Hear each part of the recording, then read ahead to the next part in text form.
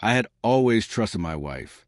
For more than 8 years, she was the anchor of my world, the person I leaned on when life's storms felt unbearable. But in the last few months, something about her had changed. She was distant, distracted. Her laughter no longer reached her eyes. I told myself it was just stress, the way of her new job, or maybe the monotony of marriage.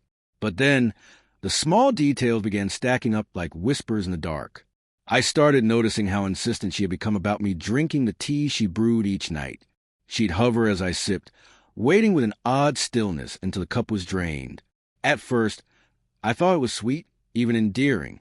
But then I realized, every time I drank it, I felt unusually drowsy, as if gravity itself had doubled its pull on me. Nights blurred into blackouts, and I'd wake up groggy with no memory of how I drifted off. The suspicion grew slowly, gnawing at me in silence. One evening, my gut screamed louder than my denial. I made a decision. When she stepped away after setting the steaming cup before me, I poured it quietly into the sink. A faint bitter smell clung to the air. My heart pounded as I rinsed the cup, filled it again with plain water, and sat back down, feigning a few sleepy blinks as she returned. Within minutes, I let my body slump into the couch as though drugged. I controlled my breathing, keeping it steady, letting my chest rise and fall like a man in deep sleep, my ears strained in the silence. At first, nothing.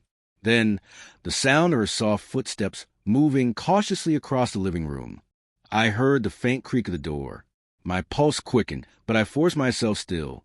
After a moment, voices drifted in, hers, hushed but urgent, and another voice, male, deep and familiar in a way that chilled me. I cracked my eyes open just enough to see the dim lamplight carved shadows across the room, and there she was, my wife, moving with a tenderness I hadn't felt from her in months. A man stepped inside, tall, confident, dressed too casually for the late hour. My stomach dropped when I recognized him. It was Daniel, my closest friend since college, the man who had stood beside me as my best man on our wedding day. They spoke in whispers, as if afraid to wake me. "Are you sure he's out?" Daniel asked, his eyes darting toward me. "Yes," she replied softly.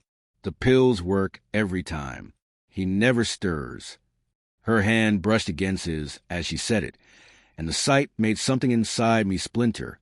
My best friend and my wife, standing inches apart, as if I had been erased from my own home. He leaned in and kissed her, a long, slow kiss that carried no hesitation. She melted into him with familiarity that screamed of months, maybe years, of hidden desire. My heart raced so violently I was sure they could hear it. Every instinct screamed for me to rise, to shout, to tear the moment apart.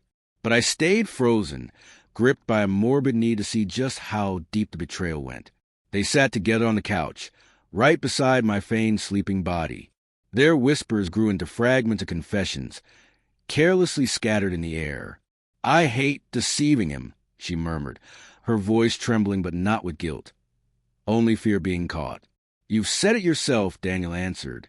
"He'll never suspect a thing as long as we're careful. And soon we won't have to hide." Her hand slid into his. I don't want to hurt him." Daniel chuckled softly, bitterly. "If you didn't want to hurt him, you wouldn't be here." Her silence in response was louder than any scream. I wanted to leap up, to demand answers, to shake her until the truth spilled out of her lips. But I couldn't. I lay there like a corpse, staring at the inside of my own eyelids, listening to their betrayal unfold.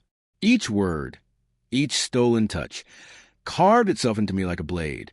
After what felt like an eternity, she guided him toward the door, pressing one last kiss to his lips. "Tomorrow night," she whispered. And just like that, he was gone. She returned to her chair, picking up her phone as if nothing had happened. I kept my breathing slow, my body limp, until finally she retired upstairs. Only then did I open my eyes, staring at the ceiling, hollow and shaking. That night, I didn't sleep. The bed felt foreign, her body beside me alien. I lay awake with my mind unraveling, replaying the scene over and over, the taste of bile thick in my throat. Morning came like a cruel joke. She moved around the kitchen as if nothing had changed, humming softly, placing breakfast on the table. She looked at me with those same eyes that once swore devotion at the altar. "Did you sleep well?" she asked, almost casually. I stared at her, searching for a trace of guilt, a flicker of remorse, but her mask was flawless.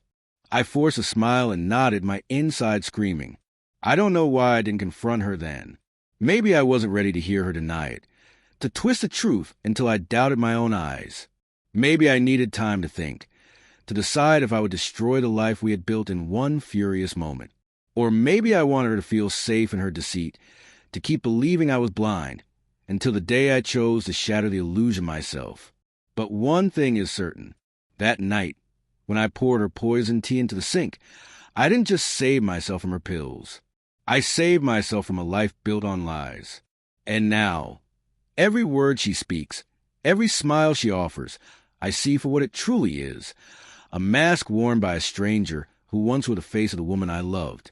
And one day soon, she will learn that I am no longer asleep,